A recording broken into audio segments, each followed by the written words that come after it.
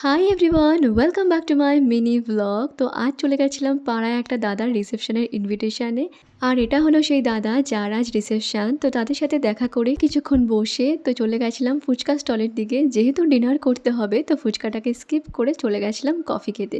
আর কফিটা বেশ ভালো লাগছিল। আর স্টার্টারে ছিল গরম গরম চিকেন পকোড়া, যেটা কফির সাথে খেতে বেশ ভালো লাগছিল। চিকেন পকোড়াগুলো বেশ ক্রিস্পি আর টেস্টি ছিল। ওকে, তো তারপরে চলে গেলাম মেন কোর্সের দিকে। এবার তোমাদের সাথে শেয়ার করব আজকের মেনু কি কি ছিল। তো ফার্স্টেই দিয়ে দিয়েছিল রাধা বল্লভী, আর সাথে ছিল চানা মশলা, আর এই দুটোর কম্বো একসাথে আমার ভীষণ ফেভারিট। তারপর দিয়ে দিয়েছিল সাদা ভাত, সাথে ছিল ভেজ ডাল, আর ছিল ঝুরি আলু ভাজা। এবার চলে আসলো দই কাতলা, আর যেটা খেতে দারুণ হয়েছিল।